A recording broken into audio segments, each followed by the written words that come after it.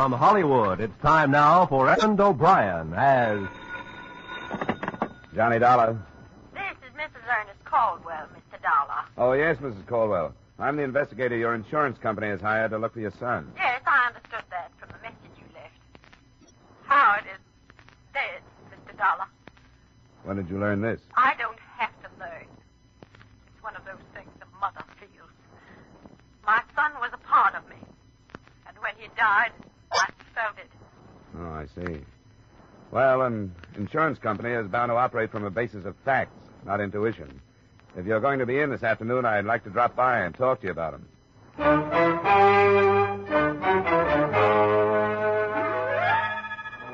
Edmund O'Brien in another adventure of the man with the action-packed expense account. America's fabulous freelance insurance investigator. Yours truly, Johnny Dollar.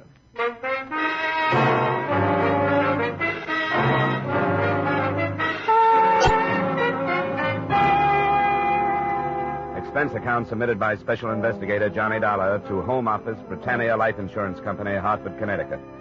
The following is an accounting of my expenditures during investigation of the Howard Caldwell matter. Expense account item 1, $6.50 transportation round trip between my Hartford apartment and the Caldwell country estate. From every angle, inside and out, the place looked more like a museum than a dwelling. And Mrs. Caldwell struck me as the mother of all the answers as to why boys leave home. I don't know why Howard left. I simply can't understand it. No mother could have been more devoted than I. Except school, I never left him alone for a moment. I made him share everything with me. I protected him and I advised him. And yet... Yeah. Well, now let's get these facts in order. Name, Howard. Age 23. Left here for San Francisco, California about a year ago. What was he doing in San Francisco? Oh, he was studying to be an artist. In a rather deceitful way. He knew I didn't approve. He told me he wanted to go to the coast to see a football game. Then he wired me that it had been delayed. And the next thing I knew, this letter arrived, saying that he'd met some people out there, that he didn't need any money, and that he'd enrolled in this art school. I didn't believe it. I knew he was in trouble then. What's the name of the school? The Orlando School of Art.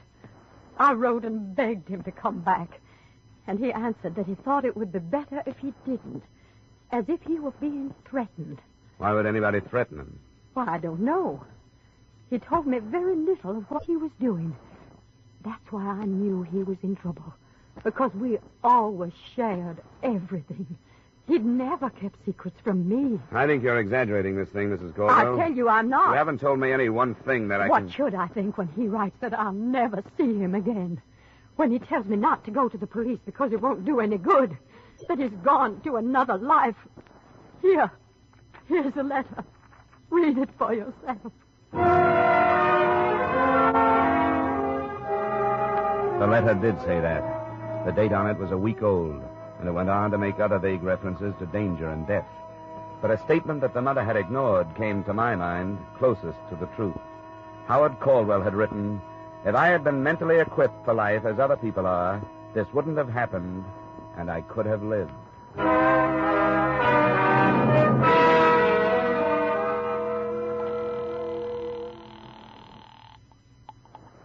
Britannia Life Insurance Company, Mr. Nathan's office. This is Johnny Dollar. Is he in? Oh, yes, Mr. Dollar. Just a second.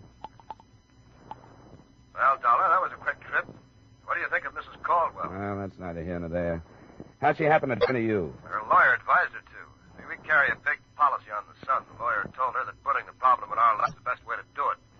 And there was something about a letter advising her not to go to the police. Yeah, I read it. Well, we ordinarily don't do this sort of thing, as you know, but it's a matter of $200,000. Did it sound like suicide to you? And it sounded vague. He's been writing his mother a lot of double talk that she's been interpreting in her own motherly way. Uh-huh. He was supposed to come home this summer and didn't. I don't know what to make of it. If you want to find out anything, you won't get it from her. Could you go out to San Francisco? Oh, sure, but let's not share this with Mrs. C. She'd probably beat me out there.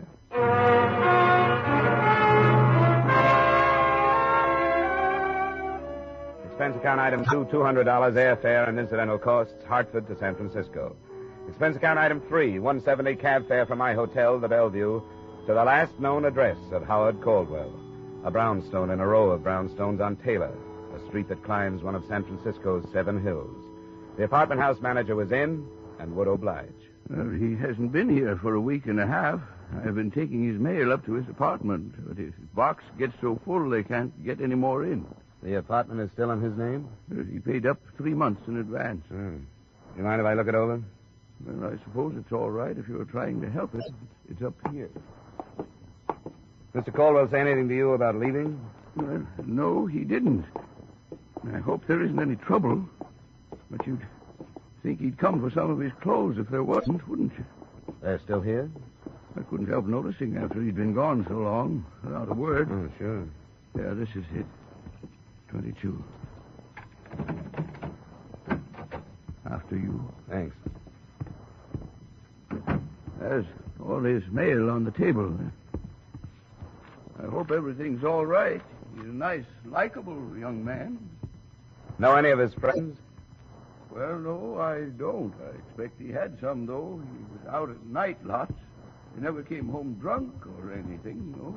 Well, if you don't mind, I think I'll run through the place. I won't be long.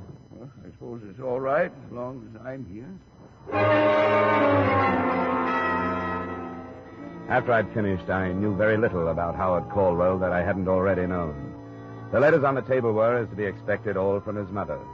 A drawer in a bedside table gave me something too odd to be ignored. 25 or 30 match folders, all from bars or restaurants, all empty of matches, and each marked in pencil with a date. The earliest, May 4th, 1950. The most recent, September 12th. A closet gave me a portfolio of sketches from various perspectives, and they looked like a brunette. Nothing else in the place seemed to point in any direction, so I copied the addresses on the match folders and helped myself to 3 of the most descriptive sketches. Expense account item 4, $1.30 cab fare to the Orlando School of Art.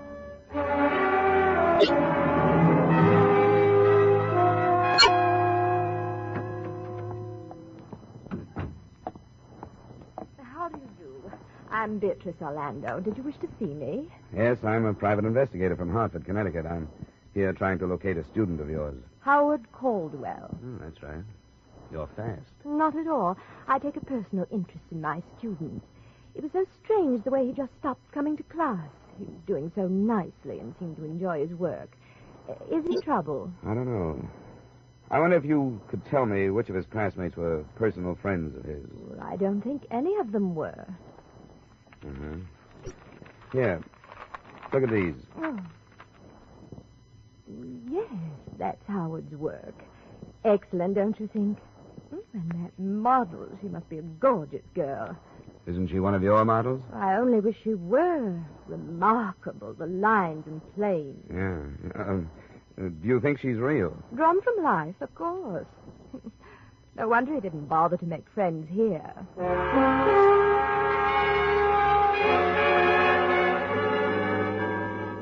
Expense account item 5, $45, see enclosed bar tabs. That night, I started making the rounds of the addresses I'd copied from Howard Caldwell's collection of dated match folders. They led me from San Francisco's North Beach section to another area called the Mission, across the bay to the city of Oakland, and back to San Francisco. The only pattern I could set up was that none of the joints were worth remembering. They were neighborhood bars, as a rule, and the routine in each was about the same, except at the one called the stop sign. Is the drink all right, mister? Yeah, it's fine. Say, I wonder if you could help me. How? I'm looking for an old friend of mine. I understand he used to come into this bar. Here. Here's a photograph of him. Name's Howard. No, I don't remember him. I got a mind for faces, too. And then look at this. It's only a sketch. Have you ever seen a girl who looks like this? This is a gag. No, it isn't. Makes you think it would be. You mean this is a drawing of a real dame? That's right. And for 10 or 20 bucks extra, I can have the genuine photograph to hang up behind my... Get out of here. Wait a minute. Has somebody tried to sell you a deal like that? You're the first, and I can tell you won't go over in this town. I'm not trying to sell you anything. Well, then go someplace else and don't try. I never saw the guy or the dame, and I don't expect to. Good night. Hey, let me see a picture, will you? Sorry, Mac. It's private. Oh, wait a minute. Maybe I know who she is. Why should you? Because I know everybody that comes to this bar. If her boyfriend's name is Howard, I bet I know him. That's what I said it was. Did you say it was Caldwell? Where can we talk? Come on, outside.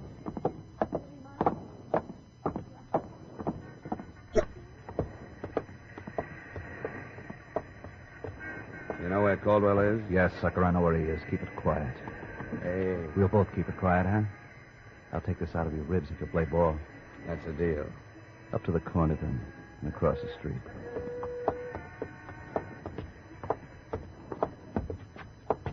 Now across that parking lot.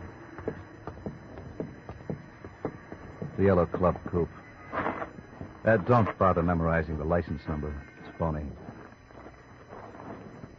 Here he is. How are you?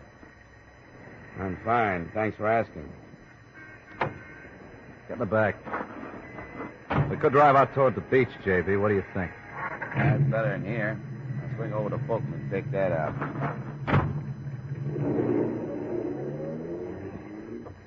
How'd you get the addresses of these bars? How did you find out about me? We've been waiting for somebody to show up. Been watching his apartment. We saw you go in and then tailed you to that school. Is Caldwell alive? Yeah, but he won't stay that way if people start prying. Why not? Who hired you? I'm a private investigator. I'm not supposed to tell people things like that. We aren't getting any place, are we? Now, look, from where you sit, how is it going to hurt you to tell us? You're working for the old lady? His insurance company. They carry a policy on it. Well, lay off, J.B. It's not funny. The devil it is. Stupid jerk. Watch it, J.B., will you? I've only got one thing to say, Dollar. Stop looking for them. Leave things the way they are. I'm giving you the best advice anybody could. Drop it. Go on home. Can't do it. I'm stuck. You ought to understand that. It's my business. If I give up on one job, I'll never get another. Yeah, I guess you got a point at that. Drive him back to his hotel, J.B. It's Bellevue, isn't it?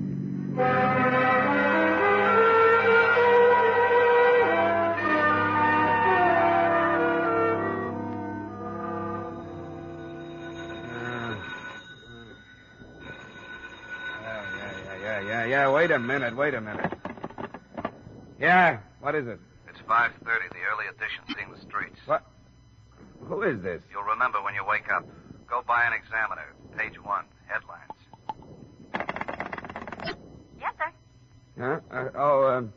Huh? Send me some coffee, will you? And the early Examiner. Yes, sir.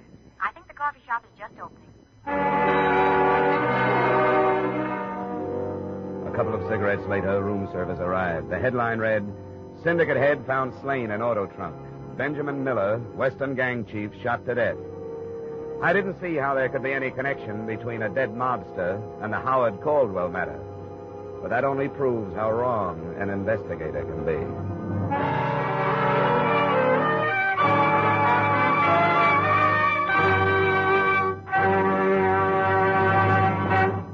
In just a moment, we will return to the second act of yours truly, Johnny Dollar, starring Edmund O'Brien. But first, some more of radio's greatest stars check in at CBS, the Stars address, this Sunday night. The first you'll hear are Amos and Andy. Then, a little later this Sunday, we welcome Red Skelton back from summer vacation. With Joey Adams, Eve Arden, Jack Benny, and Corliss Archer already on hand to bring you great comedy, be sure you add Amos and Andy and Red Skelton to your Sunday night listening dates, starting this Sunday over most of these same CBS stations. And now, back to our star, Edmund O'Brien, and the second act of yours truly, Johnny Dollar.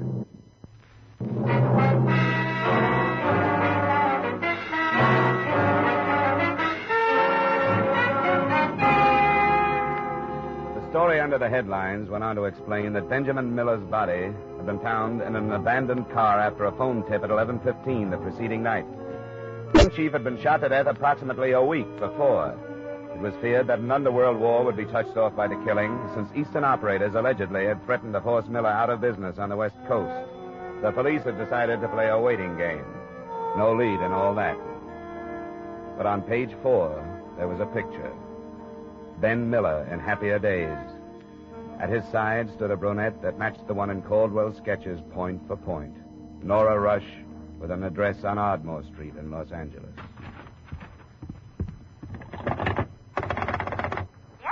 Does this hotel have a travel agency? It's only 6, sir, and they haven't opened, but maybe I could help. Well, I want to leave for Los Angeles as quickly as I can. What plane is there? Oh, I can tell you that. Just a moment, please. Sir, United Airlines have a flight leaving in 45 minutes. Can I make it?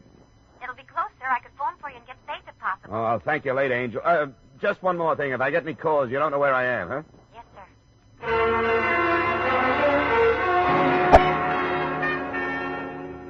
Expense account item 7, $5 cab fare and $5 tip for a taxi driver who got me to the airport in 20 minutes. Item 8, $20, United Airlines to Los Angeles. And item 9, same as 7, taxi trip to Nora Rush's Ardmore Street address. I arrived there at 9:15. She was still in a robe when she answered the door, but the trace of makeup, which was all she needed for her face, and the soft hairdo, made me wonder if she was expecting me. There's certainly no reason to be anything but truthful. Yes, I've been expecting you. Won't you come in, Mr. Dollar? Thanks. Come in here. You have good friends in San Francisco. Yes, I have. Very good friends. Just put your coat any place and sit down. Thank you. Well, then I take it they've told you why I'm on the West Coast. Yes. You've come to look for Howard Caldwell. There's coffee. Would you like some? No, thanks. I've had plenty. Do you know where he is? No, I don't. No, I don't know where he is. I don't know. Oh, come on now. Stop that. Why did you go? Why did you go?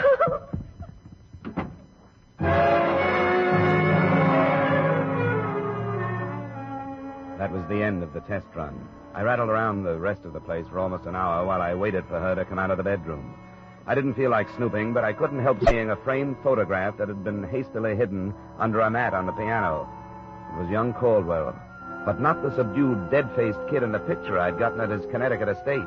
Instead, a guy with some enthusiasm in his friendly eyes. I was in the kitchen drinking the coffee when she came out. What are you doing? Waiting for you? Why don't you leave? Well, if I did, somebody else just like me would show up. Maybe he'd make you unhappier than I do. It's that kind of a racket. I sympathize with you. You should. You put me on the defensive. I hadn't noticed. How did I do that? You started by posing for some sketches. And you're stronger in person. You saw them? Yeah. They're in the hotel room in San Francisco. Or at least, that's where I left them. Who else saw them? A few bartenders and his art teacher. Oh, that little fool. He told me he destroyed them. Did you say bartenders? Yeah. He had a match folder collection all dated from a series of nondescript hideaway-type bars. Oh, how could he have been so stupid? Could he have been in love? Well, he didn't act out of his mind. He lied to me. He told me there was nothing to link us together. What's the difference if there is? Because Howard killed Ben Miller. And nobody will believe it now. Why won't they believe it? It was my gun. Registered? Yes. Where is it? Howard has it hidden. I loved him and all that. But the true story has... Oh, you've got to believe. You haven't told me. I will, Mr. Dollar. I have to sit down. All right, come on, over here. How did you meet Caldwell? I was going with Ben Miller. Not because I thought anything about him, but he was so powerful out here, and I just come from Chicago. Caldwell? Well, it was one of those parties. Some of the models from the Orlando school were invited just to fill out. It was Howard's school, and one of the girls had talked him into coming. That's when we met. There was something about him. I don't know. This was in May, I take it. I think so. Spring, anyway. He was supposed to go home for the summer and didn't. I'd meet him in these bars, and he'd come to my place when Ben was out of town. He wanted to sketch me, so... But that's not important. Ben saw me meet him and followed us to my apartment. This was at your place? You had an apartment in San Francisco? Yes. Ben hit me, and Howard went for the gun and killed him. He knew where you kept the gun? Yes. Why? Well, How did he know? In case he ever needed it. Miller's body was found stuffed into the trunk of a car. You don't believe me, do you? Well, there are little things like how did he manage to get the body into the trunk of that car, and how did he manage to steal the car? I'll tell you. He had help. Everybody knew that combination from the east was moving in on Ben and would kill him if they had to. So they've been trying to help Howard. And he was all right till you came out here. Oh, that's a pretty good setup. Ben Miller would be checked off as a gang killing, the kind they so seldom get around to solving. When it cooled off, you could take up where you dropped him. I didn't kill him. A plural you. You're all in it. But I can't quite figure it. What? Why those two friends of yours who picked me up last night would go to bat for a worthless Eastern aristocrat. They want to help him. Why? Well, because he's my friend. Why should anybody take a rap for killing a man like Ben Miller? You don't want him to die for it, do you? Do you? Of course not. We're trying to help him. What are you going to do? Well, the Frisco police are combing the city for leads on the scene of the murder weapon, and a definite link between dead man and killer. I seem to be sitting on all three. You aren't going to the police. That depends on how fast you tell me where Caldwell is. I want to hear his version of the story. I don't know where he is. I told you that. Yeah, I know you did. Wait now, please. Wait just a minute. Please. But just a minute, please. Oh, will you stop it? Just listen to me. I know what you think of me, and I know you don't believe me. But I wish you would, just for a little while. How long? An hour or so. My brothers are flying down. They'll be here by noon. Others? The men you met last night.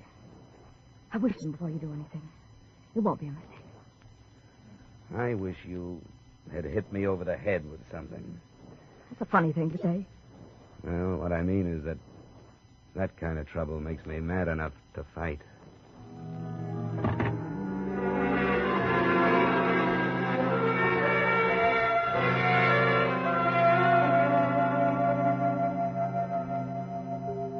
Oh, there they are, Johnny. I'll go. Wait a minute. Sit down. We're back in Johnny! business again, gorgeous. Sorry. I'll let him in. All right, go ahead, you stubborn jerk. Come in. Where's the other one? He stayed in Frisco. Sorry I couldn't get here faster, honey. Are you all right? I'm all right, Al. Did you tell him how it happened? Yes. She told me and we made a deal. I wouldn't phone the police until I talked to you. It still stands. Can I get you anything, Al? Yeah, a drink would help. All right. Look, Dollar. For some reason, my sister fell for this kid. I guess it was the first time in her life that something decent came along for her. He wanted to marry her.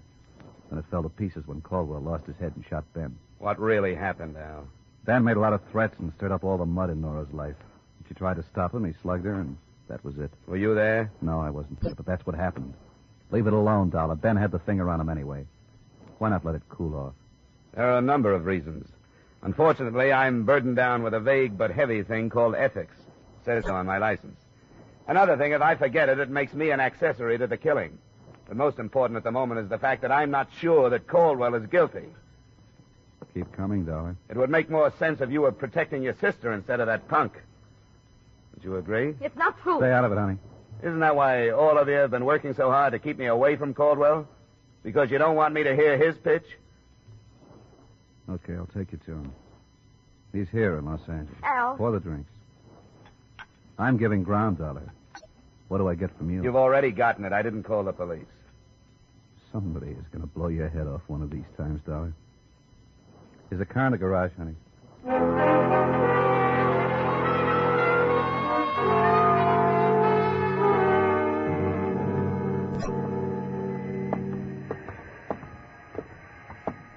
This is it. Upstairs. Quite a come down for a scion type. That's a good spot for him. You could live in this part of town for 100 years, and nobody would know who you were or what you were unless you wanted them to. Up front here. Howard. Howard. It's Al, Howard. Howard. What about it, Al? What's this? We told him not to leave.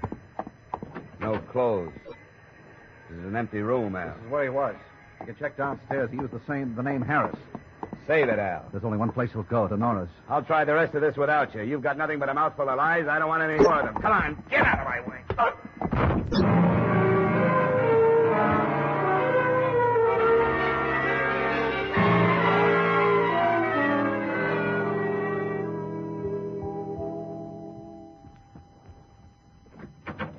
Caldwell here? Yes, he's been here all morning. He came right after you did and hid outside. He's like a crazy. Where is he? In the bedroom. You stay here. My first sight of the all-important Howard Caldwell was not a pleasant one. He was face down on the bed, his head buried in a pillow, and his body shaking with sobs.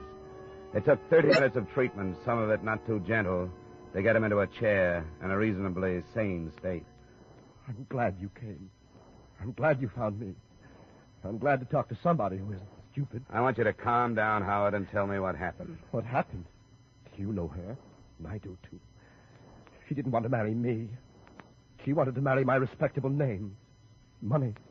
Who killed Ben Miller? I did. I killed him because I didn't know what else to do. Because I lived with these people, these low-class people, and I began to think like them. Because I've never thought for myself all my life. I've never done anything before. Anything. I killed Ben Miller, and it's the only thing I've ever done all by myself.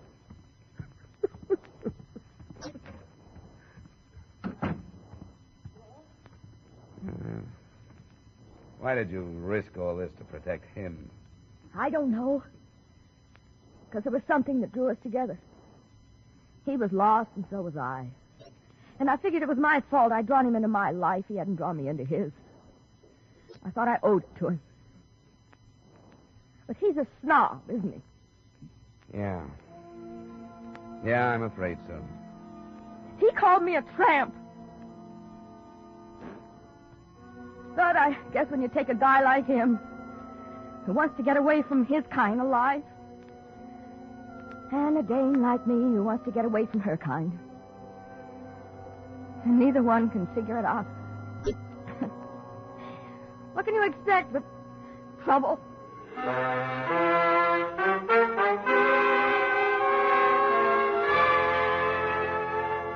I guess she summed it up as well as anybody could.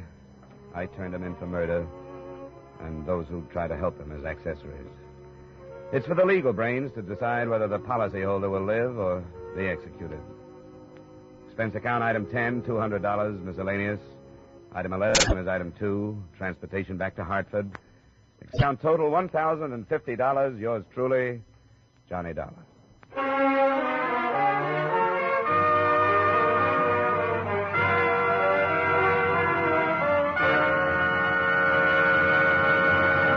Yours truly, Johnny Dollar, stars Edmund O'Brien in the title role and was written by Gil Dowd with music by Wilbur Hatch. Edmund O'Brien may soon be seen in the Paramount picture Warpath. Featured in our cast were Lorene Tuttle, John McIntyre, Bob Sweeney, Hy Averback, John Boehner, Gene Bates, and Jeanette Nolan. Yours truly, Johnny Dollar, is produced and directed by Jaime Del Valle.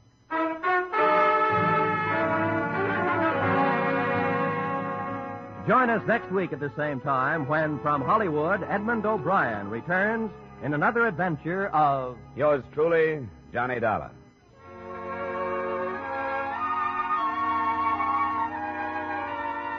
This is Roy Rowan speaking. Stay tuned now for Vaughn Monroe's Caravan, which follows immediately over most of these same CBS stations. This is CBS, the Columbia Broadcasting System.